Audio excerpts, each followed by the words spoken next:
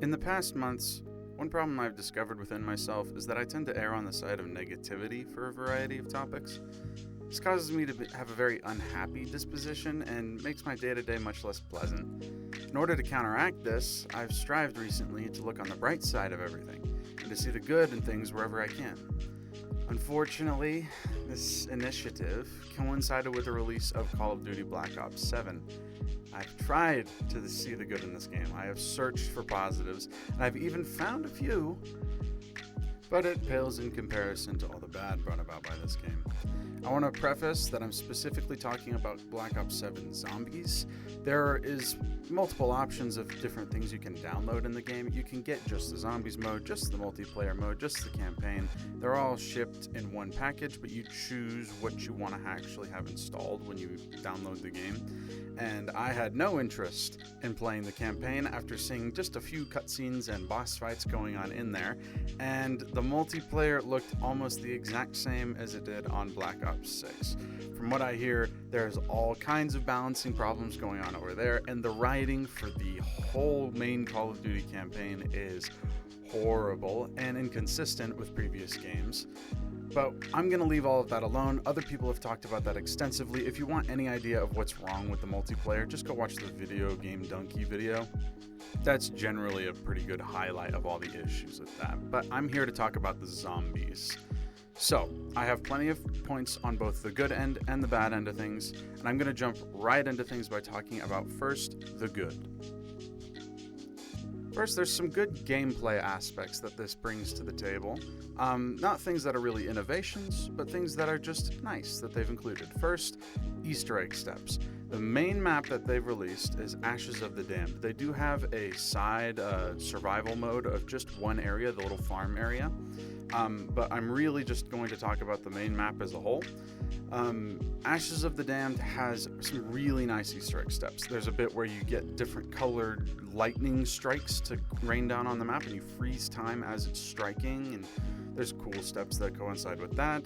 There's a step where there's like a dead family sitting around a dinner table at the farm, and you stand in a certain spot, and then the heads turn and look at you. There's cool spots in the Easter egg that are really fun to play, and the boss fight isn't too bad. They did recently nerf it, so it is significantly easier to beat it now. I beat it pre-nerf, and I generally thought that despite the overwhelming challenge that came with it, it was still incredibly fun to attempt, and while the Easter egg is really long, it was a good time to do it. A lot of the steps were really fun.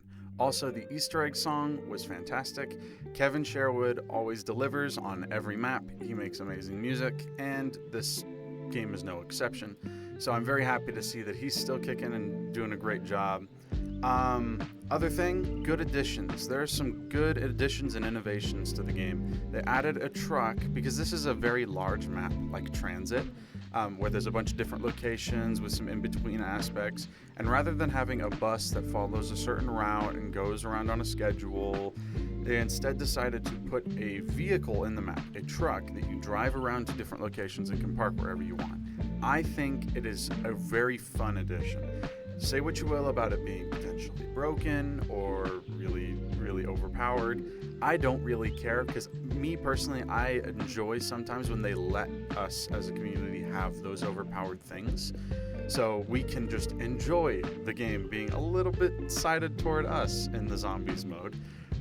Old Tessie is a great example of this, because you're able to park the truck in certain spots, maybe to set up a camping spot, maybe to cut off the zombie flow from a certain direction to make a certain area a little safer, or you can use it to kill things. If the big special enemies, the bear, shows up and you need to take it out, you can ram it with the truck, or you can even get a turret mounted on it as you do the Easter egg, and it's really strong, and that's what's nice about it. It gets better and better as you play through the map, and it's a whole lot of fun to work with. Also, the other thing that I really want to highlight that I've noticed as I've spent a lot of time in this game, I've put plenty of hours on Black Ops 7, and I can tell you with certainty that they have pretty effectively removed crutch perks. That was a big issue for older games. They really wanted to take that out in like Black Ops 4, where they wanted to remove chug and double tap being like the quote-unquote meta perks that you have to buy every time because they're the best ones. They kind of did away with that because now a lot of those perks that were previously considered to be requirements are now more preferences. There have been plenty of games where I've made it to around 25 or something similar, and I've realized, oh, I haven't had Jug until now. I should go buy that because I haven't needed Jug until now. A lot of those things are just conveniences. They aren't necessarily required to stay alive like they were in previous installments. I think that is a very good thing, that they were able to do that without fundamentally ruining the game mechanics, like Black Ops 4 making it so you spawn with increased health and things like that. Instead, taking the perks and changing them to a state where they're still valuable in their own right, but they are not required. It is all preferential. Very well done on that design front. Then the last thing I want to talk about is the detachment from the military base maps. From Black Ops Cold War onward, almost every zombies map that we received was just a military base in another context. It was an abandoned military base for D Machine. It was a military base in the jungle for Firebase Z. It was the Berlin Wall, which is kind of a military installation for Mauer der Toten. And then Forsaken, it was a military base with a town inside. And this kind of kept going into Black Ops 6. They had military base on an island, military base in a town, military base in a castle, military base in a mansion. They just kept doing the same thing over and over and over, and it got really, really annoying to where I was just like unhappy with the state of the mode, because I was thinking, why can't we just have the fun, ridiculous zaniness again? Like Buried from Black Ops 2. It's just an old west town that's buried underground. And you can get the revolver, like the 6-shooter, or you can get a gun, a wonder weapon that you fly around with and stuff like that. It's just silly fun. It's not anything military. It's not having to coincide with the campaign. It's just fun. I was sorely missing out on those aspects, but hey, they've finally broken away from that with Ashes of the Damned, where now it is like more mystical, dark ether nonsense, and it's moving further away from, hey, this is a military thing. So I am very happy to see that. Unfortunately, that is the end of the good that I have to give to this game. That's all the praise that I have to spare. Now we get to talk about the bad, of which there is a lot more. So, first, gameplay issues. Zombie spawns in Black Ops 7 are incessant. They are ridiculous. There are multiple occasions where I will be trying to, get headshots on a certain gun so I can unlock a camo or whatever. And I'm trying to train up all the zombies by running in a big circle in the middle of the farm map during the survival game. Just trying to get everything around in a circle. And I will run around the whole group in a circle about 10 times, and zombies in the group next to me that I'm hoarding up will despawn and respawn outside the circle just to cut me off. It is ridiculous. It happens so much that you essentially can't ever feel like, okay, I am fully safe. All of the zombies in the round are standing right here, and I can walk over and pick up this thing that's over on this side of them. You can't ever have that. Even especially with the special enemies, like the bears on the survival map. If you are standing in the spawn side of it, like toward the entrance to the farm, and just run over to the farmhouse, the bear will despawn from there and respawn behind the farmhouse in front of you. It happens so often. You can't ever have a moment where you are not running and gunning, because the game wants so badly for all of the zombies to be right in front of you and right in your face that you do not get a moment to breathe. The second round 15 hits, especially if you have the rampage inducer on, you do not get to breathe. You have to be fully dialed in with the game sound turned up and nothing in the background, focused, or you'll probably be compromised unless you find a camping spot.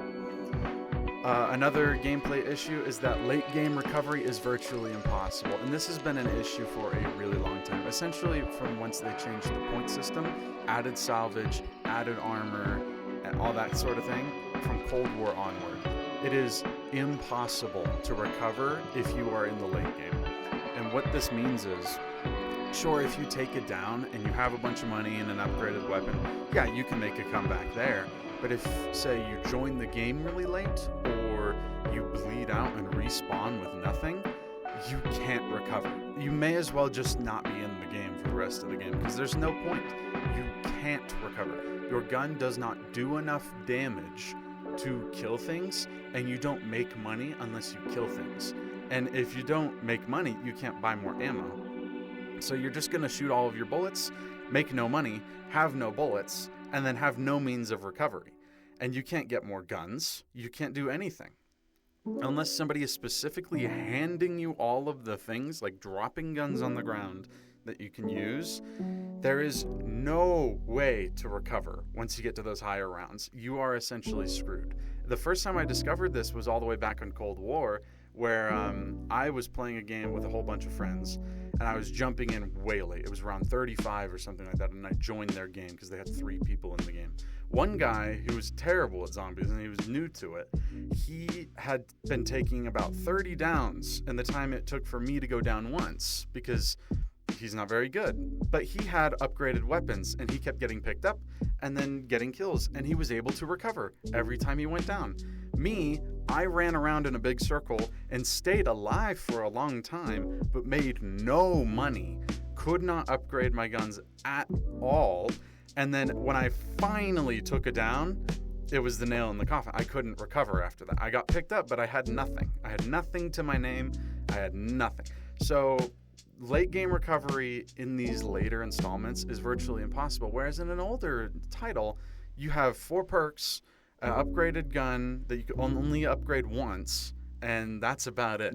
So you spawn in with a janky little pistol, but you'd run around and shoot your pistol, and every bullet made you money. And so then you would use that money to buy a better gun, and then shoot all the bullets out of that and make a lot more money.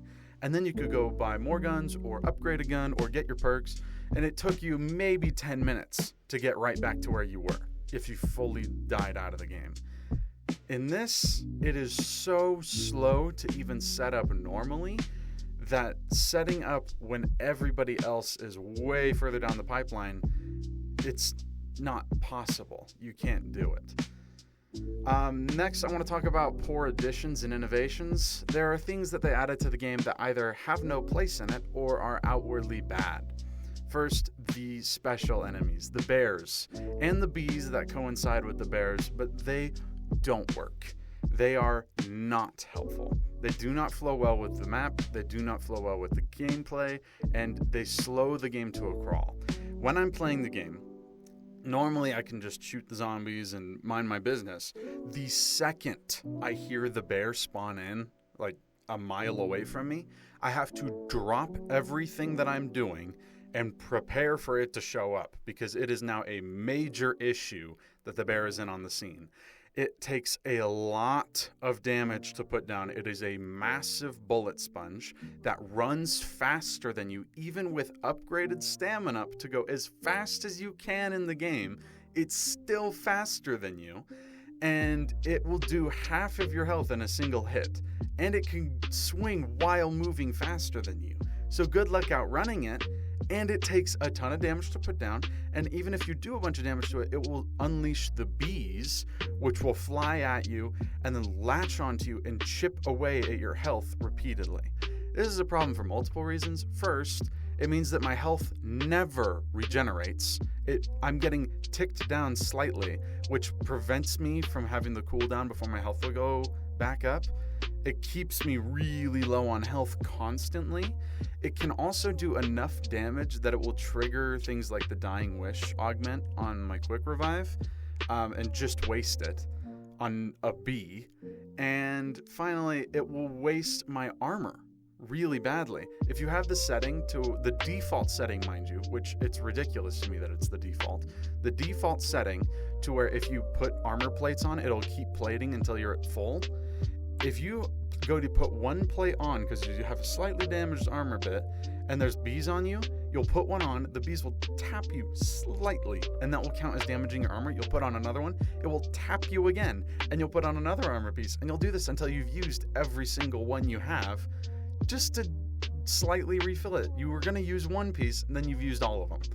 So I cannot stand the bees, and I cannot stand the bears. And they show up at the same time, meaning your health is getting tanked horribly by the bear hitting you, and then it stays low from the bees latching onto you.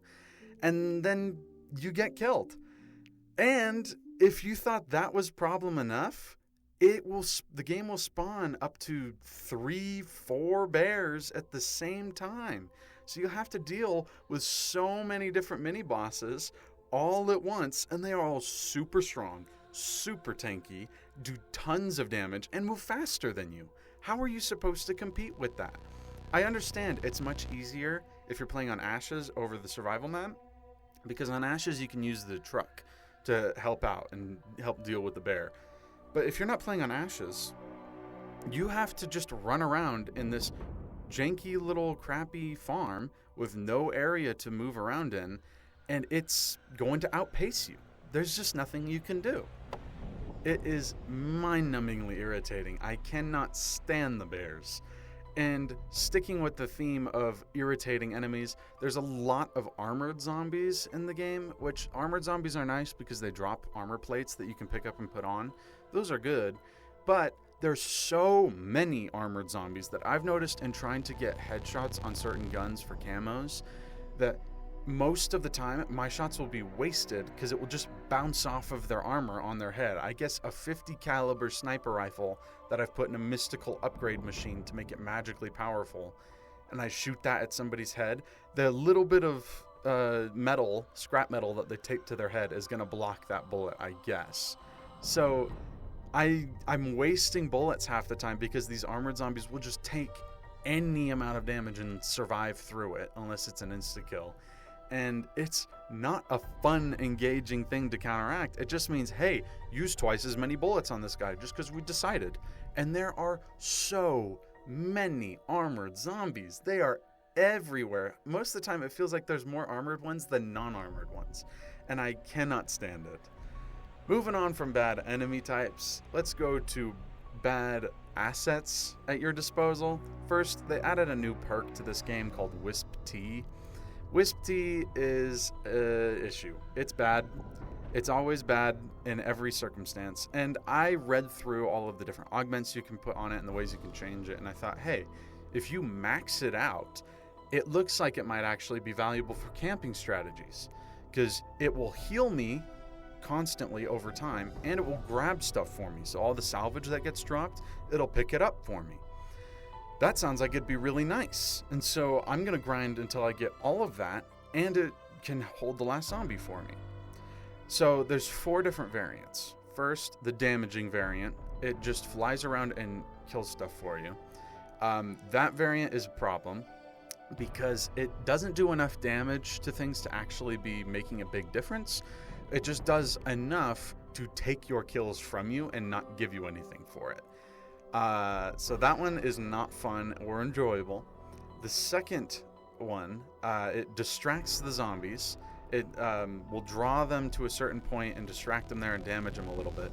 Unfortunately, the wisp follows you. So it means it is drawing all of the zombies to your exact location, which is not helpful to you because you would want it to drag them away from you so you don't have to deal with them. No, this wisp is going to pull all of the zombies toward you, and then the second it goes away, oh, now they're all just standing right on your head. Good luck. That's not fun. I don't want to deal with that. Then the third one is a fox variant that will pick you up if you go down. Unfortunately, when you get picked up, you keep none of your perks. Meaning if you have the quick revive augment to make it so if you get a kill while you're down on the ground, you get up and keep all your perks, you don't get to do that.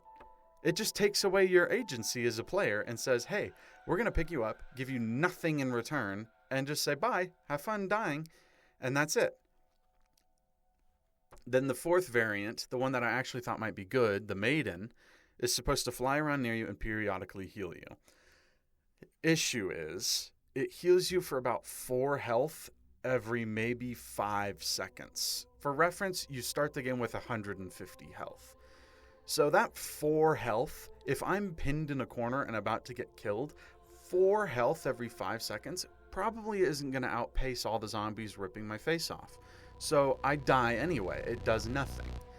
Second, I got the minor augment on it to grab stuff for me, to pick up salvage and items nearby me, but it only picks up things that are close enough that you could interact with it. If it's close enough and you could push E on keyboard or X on Xbox or square on PlayStation, if you can push the interact button and pick up whatever's in front of you, it'll grab those things. But in that circumstance, I could just grab it. It's not hard for me to grab that. I wanted it to pick up items that are far out of my reach, but its range is so short that it essentially doesn't matter because it's not going to grab anything that's out of my reach. Why would I bother taking that? The other variants of having it spawn more often or last longer, that's essentially worthless. It doesn't matter if it doesn't have any good abilities. I don't want it to spawn more often or spawn in for longer because it's not going to do anything for me. The only variant that I found that has any value at all is the one that holds the last zombie at the end of the round. That one's nice if you are doing Easter eggs or if you want a little break time to set stuff up after the round thins out. Whatever. That is the only circumstance that I have found it is useful. In every other instance, it is a piece of garbage. After that, more poor additions and innovations. They have a lot of guns in this game, and many of these guns are specifically designed to irritate. At least it seems like. Certain guns, there is a burst sniper rifle in the game that you have to charge up to shoot.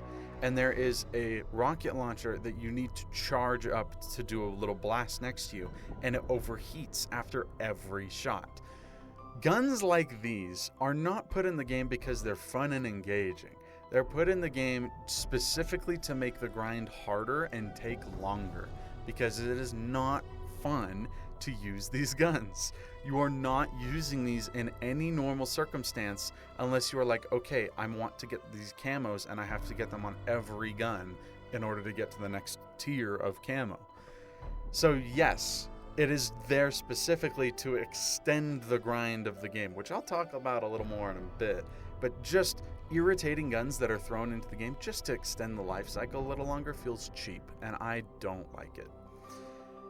Last for poor additions is there is an always online system that is in every part of this game. Whether you are on campaign, multiplayer, or zombies, the game is always online. What does that mean? It means you can't pause the game because it's in a live service. So if you are playing a solo game of zombies and you hit pause to use the bathroom, to go get some food, to go cook some food for your family in the middle of an Easter egg, whatever, if you go to do that and then you come back, if you were taking any longer than 15 minutes, it booted you out of the game. You're just gone because it's an always online game. It's a live service. They can't support your paused game forever, but it's a solo match. I'm the only one playing. Nobody else is here. Why does it matter? Why can't it just be offline? I'll tell you why. Because A, it takes some of the performance work off of the console or PC or whatever it is you're using, but B, it kind of makes things reliant on Call of Duty, and that's how Warzone operates, and they're trying to make all of the game modes more akin to Warzone. I'm not about it. Next, let's talk about the slow grind. I've already discussed some of the unnecessary gun additions, but there's some unnecessary scopes and sights that were in the game. I can't remember the exact number, but I went through and I counted how many scopes and sights there are on one of the ARs, one of the assault rifles. I don't remember which one it was, and I don't know if this translates seamlessly to the other guns, because I think other guns like pistols and snipers have different ones specifically dedicated for those. But the assault rifle had a grand total of roughly 40 scopes and sights. 4D. 40. So, what does that mean? Why does that matter, right? You just unlock the sights, who cares? No. Part of the game, if you wanted to say 100% the game or get all of the content in the game and do all the things, you would have to go through and get all of the reticles unlocked on the sights. How do you get the reticles unlocked? Well, you put on a scope that you like, and then you look down the scope and get kills while looking down the scope. If you get enough kills, you get the next reticle.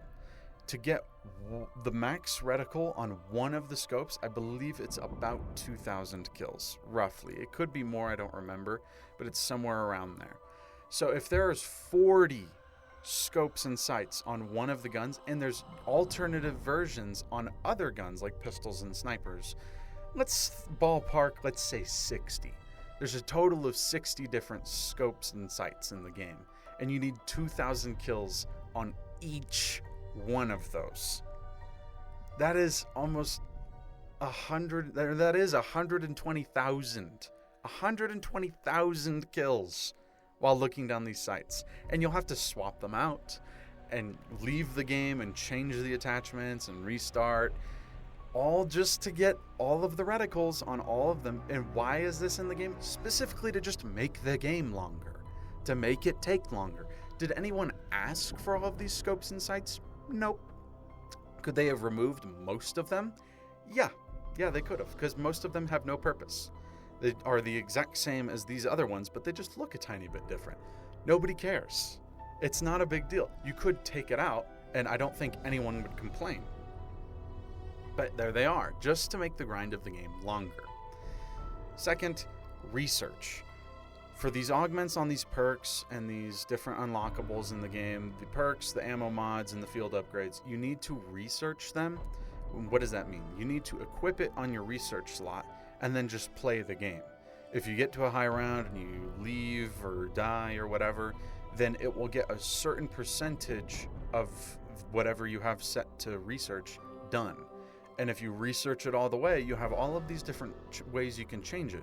Augments you can put on these perks or whatever to make them work in other ways that you might like.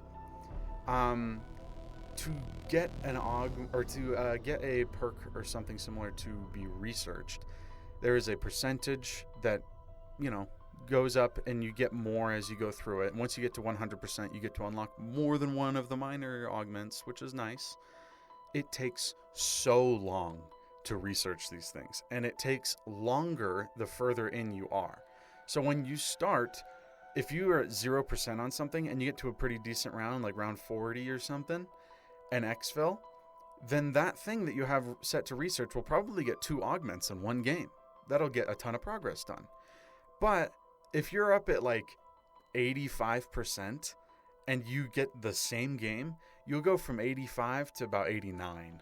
It'll barely move the needle at all. And it slows down so heavily. And bear in mind, you have to do this for every perk in the game, of which there are 12. You have to do this for every ammo mod in the game, of which I believe there's 6. You have to do this for every field upgrade in the game, and I think there's 6, something like that. So grand total of 24, 25, something like that, augments that you have to research for. And each one takes who knows how many games, 30, 40, 50 games, something like that. Nobody has time for all of that. It takes a really long time. I don't feel like doing that. But it's just another thing to throw onto the grind to make the game take a really long time. The last part of the slow grind is gobblegums. Gobblegums have been a controversial topic since they were added in Black Ops 3.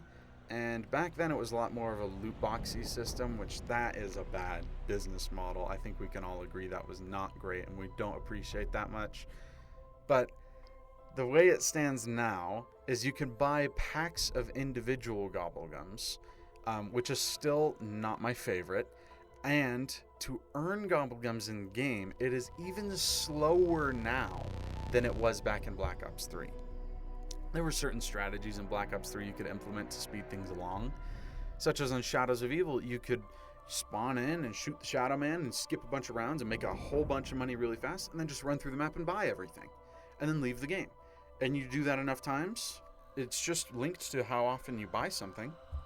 So if you buy a bunch of things every game, and each game takes 5 minutes, then yeah, you'll get some pretty decently quick. But in this game, Black Ops 7, it is tied to what round you've reached.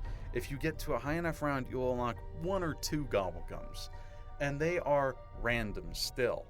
So you'll make it all the way to round 25 and unlock 2 gobblegums, and both of them will be worthless ones that you didn't want.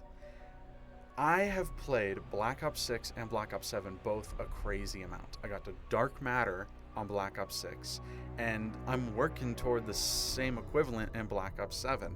And despite all of that, I have maybe gotten 5 of the Wonder Bar Gobblegums ever. I used 3 of them on the previous games for different Easter eggs, and I still have 2 more. And out of all of the time I've spent, all of the games I've played, I've gotten maybe 5 of them. If that gives you any idea of how infrequent I receive these Gobblegums that I actually care about, it is horrendously slow. And it is made that way just so you either spend a crazy long time on the game, or you pay the money so that you don't have to spend a crazy long time on the game. Moving on. The next bad thing is the story. The stupid story of Black Ops 7 does not make any sense.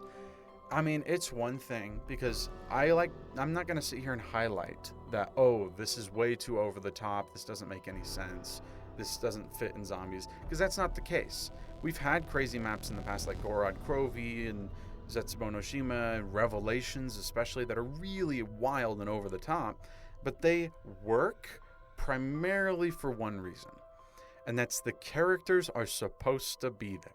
When we think of Richtofen, when we think of Tank Dempsey, when we think of Takio, we think of them in the zombies context. They are in these crazy maps living out these crazy things. They're blowing up the moon, or they are in Origins with giant robots walking around, or they are in Gorod Krovi shooting a dragon. It is something ridiculous, but these characters are supposed to be there. In Black Ops 7, our Requiem cast meets up with the Primus cast in the Dark Ether. Requiem, half of which are characters from previous campaign modes in COD. So the issue I take is that if I play through Black Ops 1 and I see Weaver and Mason on a mission together interrogating some dude, smashing up a window, putting glass in his mouth and doing this crazy stuff, and I see that, and I'm supposed to sit here and think, okay, in a couple years or so, however long, this guy Weaver right here, he's going to not be doing Black Ops missions. He's going to be in space on the back of a rocket-propelled truck flying out of a purple face mouth with meteorite zombies that are riding on meteors, attacking them on the truck, and they're shooting them off of the meteors with the Primus crew from Zombies. I'm supposed to play the Black Ops 1 campaign and think about that. I can't accept that. That's too ridiculous. It's the same thing for Gray. I'm supposed to sit here and think, okay, she just got done working with Adler and Bell in the Cold War campaign. And then she gets done with that, and like a month from now, she's going to be in space on the back of a rocket-propelled truck. Like, no, she's not. That's dumb, and it's stupid, and I refuse to accept that. That's not how this is going to go. I'm not going to sit here and pretend like this is canon to the overall story. And it's so ridiculous that they're forcing these campaign elements into the main zombie story that I just can't accept this as a story anymore. It's one thing to have ridiculous and zany elements. It's a completely different thing to just put characters that are not supposed to be there in the story.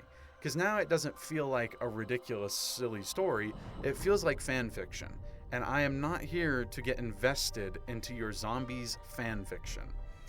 Also, another minor gripe I have with the story after playing through the Ashes Easter egg that I don't really understand. Halfway through you get a little cutscene where there's a purple face talking about why all the characters are there. For Requiem, it's because they messed with the Sentinel artifact, and I'm assuming for Primus, it's because they were in the original COD Zombie story, so they have some kind of energy linked to their souls, ? Something like that.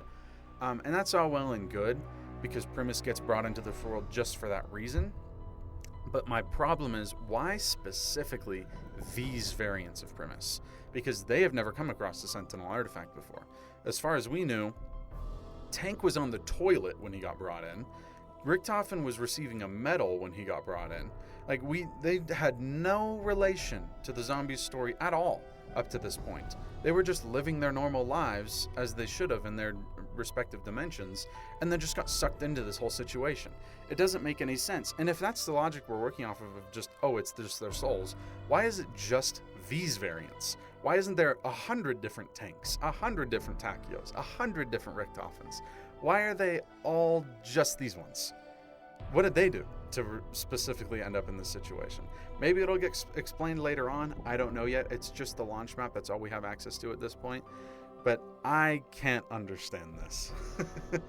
Next, I want to talk about a big section here, and this is glitches, of which there are many. I don't know every glitch that exists in the game, and I haven't written down every glitch that I've experienced. These are just the ones that have happened repetitively and are incredibly annoying to me. First, the windows, especially the windows on the farmhouse and the survival map, are broken. Those hitboxes do not work and will frequently kill you. There have been many times that I've gone to vault through the window because I'm in a crappy spot and oh no, I need to get out of the house before I get killed, and I go to jump through the window and my character jumps, bashes their head on the ceiling and falls and lands on the air next to the window and is standing on nothing. I can't walk through the window, I can't walk backwards, I try and crouch and walk and I can't move, and then I get pinned right inside the window and killed, even though there's nothing blocking me moving. It happens so often, I cannot stand it. Having entire games be ruined just from that, it has happened multiple times and I am so sick of it. Second, Ravagers don't quite work properly. There's something weird with their AI that I don't appreciate, because normally Ravagers are supposed to run around the map and they eat anything that you left on the ground and turn it into scrap metal. And if they eat something, it turns into scrap metal, and you leave them alone for long enough, they'll run away and do a little animation and leave the map entirely. This is fine. I'm not mad about that. But it's one thing for them to take my stuff and leave the map, because they're supposed to still leave the max ammo even if you didn't kill them. After all, they come on max ammo rounds. So they show up, you kill them all, you get a max ammo, like you would with the Hellhound rounds in previous games or whatever it was. Now, sometimes the Ravagers will pick up all your stuff, they'll eat it all, and then they'll run outside the map in a place that you can't access, and then jump into the ground and leave the map and leave the max ammo outside the map. It has happened so many times, and it is so frustrating because then I just run out of bullets because the max ammo that I'm supposed to receive every 5 rounds or so is just gone. It's just way over there and I can't get it because it's in an inaccessible location. This is especially true on the survival map, though I have seen it happen once or twice on Ashes. It is a big problem, and one that Treyarch really needs to fix soon, because I am getting very sick of getting cheated out of my specific drops I'm supposed to receive. Then, after that, there are certain animations that will play that my character does, and there's no effect that is taken. If I have my armor broken and I need to plate, I will push the button to plate. There will be a little animation of my guy putting an armor plate on, and I still won't have any armor on. Sometimes animations just play and nothing happens. Sometimes I'll shoot my gun, and my gun looks like it's shooting, but no bullets come out. Nothing hits the zombies in front of me. Sometimes I will reload, and then I do the full reload animation. I don't interrupt it at all, and my gun's still not loaded. It happens so many times, and I have to attribute it to the live service latency garbage, because they have the games all on a live service. You go to reload your guns or do any of these animations, and it doesn't go through in the system. So then you just end up having certain animations play, nothing happens. I've had times where I will have a Casimir, the little black hole grenades, and I'll go to throw it, and it will play the whole animation of charging it up, reeling back and throwing it, and nothing comes out of my hand, and I still have 2 Casimirs. It just throws nothing, and then I'm like, okay, I needed that desperately. I'm in a bad situation now because I just threw nothing across the room. That's nice. They need to fix that soon because it is a big issue. Also, there's a very big problem on both console and PC. For the longest time, I thought it was a PC issue, but I've been seeing more and more people, friends of mine and influencers, talking about how even on console, the game crashes so much, and not even necessarily on high rounds. The game has crashed on me on round 5. The game has crashed on me in the menus. The game has crashed on me all the time. And yes, of course, it will crash on you when you're about to beat the Easter egg on round 100. It'll crash all the time. And it is so irritating. They need to fix these performance issues. 2 last remaining things. First, Save and quit is a mechanic that they've had in the game for 2 games now, and that's all well and good. But on the survival farm map, if you pick up the little fumigator thing that lets you interact with the little plants on the ground to grow them and get free stuff out of growing them, that fumigator thing, if you save and quit, you lose it. When you rejoin the game, you don't have it anymore. You either have to go pick up another one, or unless everybody in the game you were in picked one up, and then you saved and quit and jumped back in, there's just no more in the map, and you're just not able to use it ever again. They're gone. That's it. They need to fix that one, because you can't fumigate if you save and quit the game, which is very, very frustrating. And then the last one that's an issue is the field upgrades that you get, your special abilities, Ether Shroud or Toxic Growth or whatever you have equipped. This has been a problem for a few games now, but once you hit a certain point or do a certain thing, the game likes to glitch out and you just lose the ability to ever use it again. Like, I'll have it fully charged and it says in the corner that I have it fully charged, but then I will push the button to use it and it says it's not ready. The game just glitches out. Maybe it's a visual glitch, maybe, but I will progress through like 10 rounds, so I would have earned it by then, and it still won't work. So sometimes you can just reach a certain point in the game where the game glitches out and you just can never use your field upgrade again. I think there is an intended thing where you're not supposed to be able to earn it past a certain point. You just stop earning it naturally and can only get it through power-ups. But sometimes the game will glitch out and you just won't be able to use it. Even on early rounds, like round 4, I've had situations where I can see, oh yes, Toxic Growth, it's ready in the corner, and I push it and it says, it's not ready, you can't use it. And it will persist like that for the entire game. I don't understand what causes this, but it has been a problem that affected me in Black Ops 6, and it was a problem that affected me in Cold War. They need to fix this because it has been a problem for years now. Now, the last thing I want to talk about is some of the shady business practices that have been surrounding Black Ops 7 that I'm not a very big fan of, and I would really hope that they'd get rid of it. First, it's the sale of Gobblegum packs and the methodology behind that. They have a ton of different packs available for sale, and most of them are essentially worthless. You can spend $5 for some really unhelpful ones, or spend $25 for something that's actually going to do something, but it is so inflated. I get it is a game that they need to monetize, that's their business model by this point, but it's gotten so scummy to where they intentionally have slowed down the Gobblegum grind and made it really unhelpful.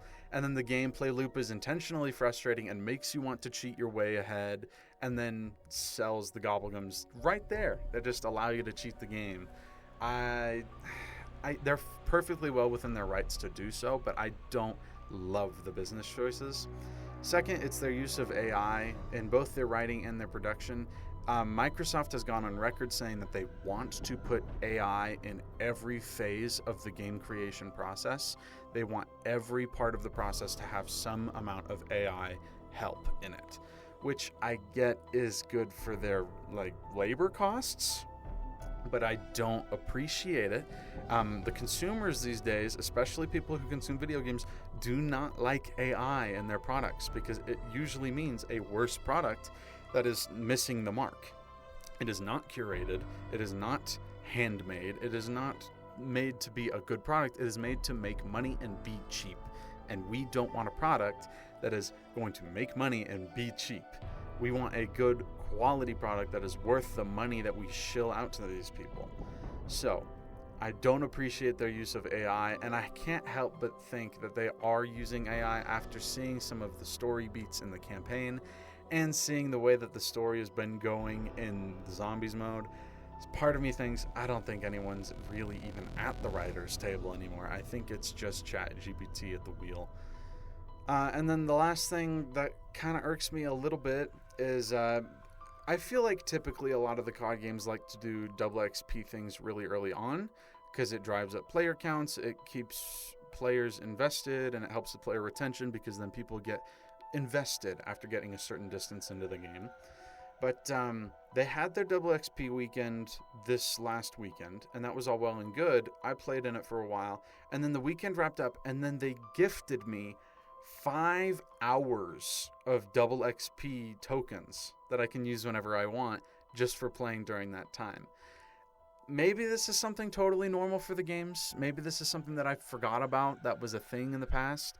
But especially after seeing the horribly low player counts that Call of Duty has been receiving on this game when compared to previous games, I get the feeling that it is them desperately bidding for attention, desperately trying to get people to hop on the game no matter what the cost is, even if it means that their overinflated grind is shrunk down. Because in Black Ops 6, their top player counts, or even their concurrent player counts early on in the game, were somewhere around 300,000, I believe. And now with this game, they are just below 100,000. So they are not doing well at all for what they're typically doing. They are not making their money back. Their investment is not paying off. And part of me, it feels bad for them, the people that are working there behind the devs and the whole studio. I don't want them to fail necessarily, but if they're going to put bad AI-generated games out into the sphere, I really don't want them to thrive so much. So at this point, I don't recommend that you get into Black Ops 7 if you haven't already been on Black Ops 7. I gotta say, this zombies, it's not great. There are certain aspects of the gameplay that are nice, and the visuals are really cool. Story is partly okay, part of it is really bad. But overall, my verdict is just wait for the DLCs. If the DLCs look good and promising, which at this point they look okay, I'm not sure what to think about them. If the DLCs come out and they're really amazing and they're super fun, then sure, hop on the game. If the DLC season does not do wonders for the game, I'd say you are not missing out on much at this point by not playing Black Ops 7. That's about all I've got for you guys today. I just wanted to talk about what my overall thoughts were on Black Ops 7 after playing through this game for the past week like crazy, trying to come to an overall consensus. Part of me, for those earlier segments of things, I thought, oh, you know what, this could actually be a really good game. This shows some promise. I'm enjoying this a little bit, especially when trying to first do the Easter egg run. That was a lot of fun. But then the hype around it and the sheen of the new game wore off, and I got to play it more and more and discover more of these negative aspects of it. And overall, I think, yeah, it's just not worth your time. But yeah, let me know what you think in the comments. If you thought that this was actually a really good game and there were great aspects, please highlight them to me. I would love to be shown where I'm wrong and to be shown what about this game could be super fun. And if you agree with me on certain things, or you have other negatives, other glitches that you found, or other silly things that are going on with the game, let me know. I would love to hear tons of discourse about this game. Drop that all in the comments section. Thank you guys so much for watching. I'll see you guys in the next one. Bye-bye.